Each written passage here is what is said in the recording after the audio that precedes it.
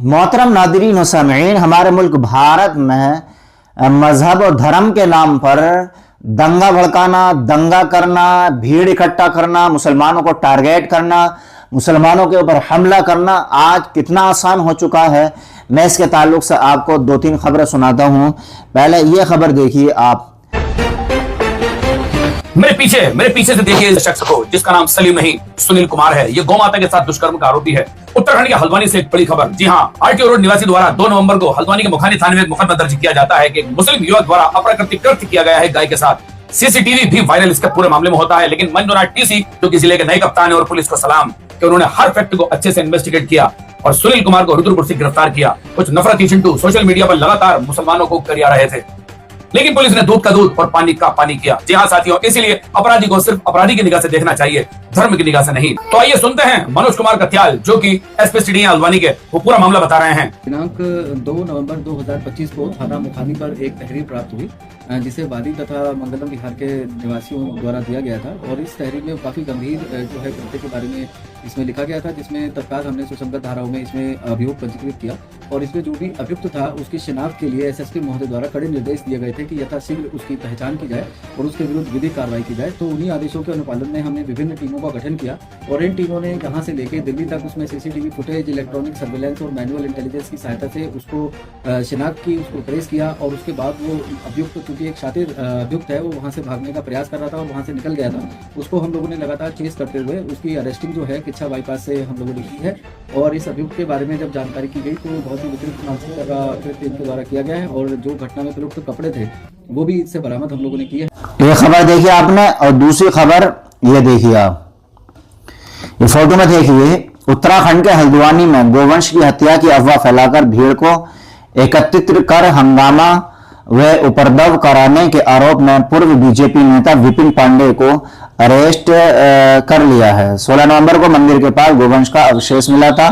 लोगों ने गाय की हत्या का आरोप लगा हंगामा किया था। सीसीटीवी कैमरे में एक कुत्ता मुंह में यह अवशेष लिए दिखा, वही मंदिर के पास उसे डाल गया था। इस घटना के बाद भीड़ ने दुकानों में तोड़फोड़ पथराव किया था। अब हल्द्वानी पुलिस ने इस केस में विपिन पांडे को गिरफ्तार कर लिया है। 16 नवंबर को हल्द्वानी में मंदिर के पास एक गाय के बच्चे का सिर मिला था, वो कुत्ता उसको खा रहा था। और ये जो है विपिन, इस बंदे ने, जो बीजेपी का पूर्व नेता है, इस बंदे ने भीड़ को इकट्ठा किया, हंगामा किया, मुसलमान की दुकान में तोड़फोड़ की।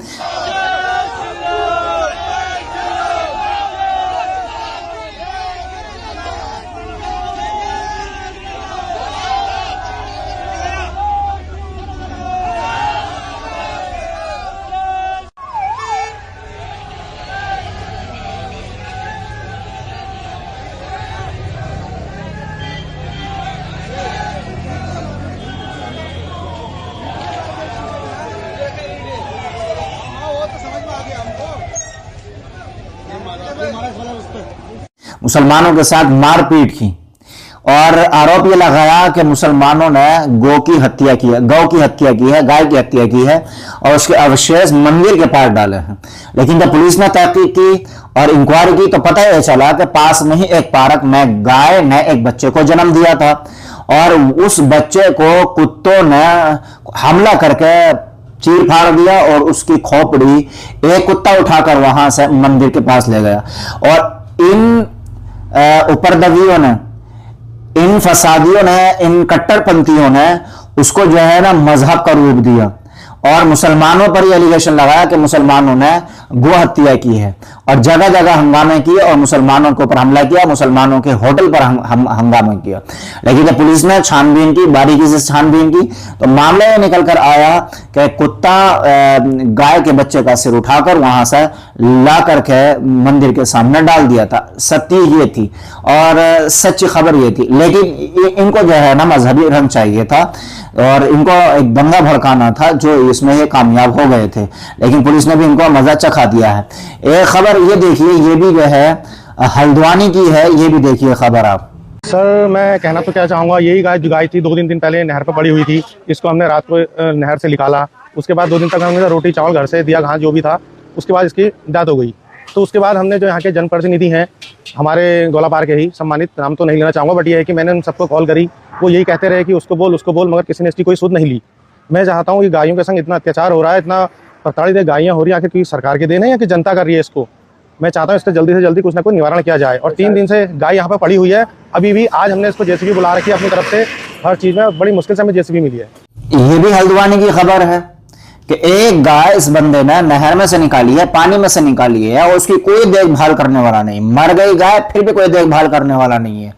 लेकिन जहां जरा सारा ऊंच नीच हो जाए, यानी कुत्ते ने उसका सर डाल दिया, तो उसके नाम पर जो है हंगामा कर दिया, आस्था के नाम पर, गौ माता के नाम पर। ये आजकल हमारे मुल्क भारत में ये करना बहुत आसान है, मुसलमान को टारगेट करना बहुत आसान है, और ये खूब धड़ल्ले से किया जा रहा है। बड़ा अफसोस होता है इस बात पर, लेकिन सल्यूट करते हैं हम पुलिस को भी, जिन पुलिस अधिकारियों ने इस खबर का बारीकी से इन्वेस्टिगेशन किया और जो असल मुजरिम थे उन तक पहुंची और फिर उनको सजा दी। तो हमें अब भी भरोसा है और हमेशा भरोसा रहेगा पुलिस पर और उनके न्याय पर, कि हमेशा पुलिस जो है अगर सही से काम हो तो फिर मुजरिम तक पहुंच ही जाती है और जो सही फैसला होता है उसको कर देती है।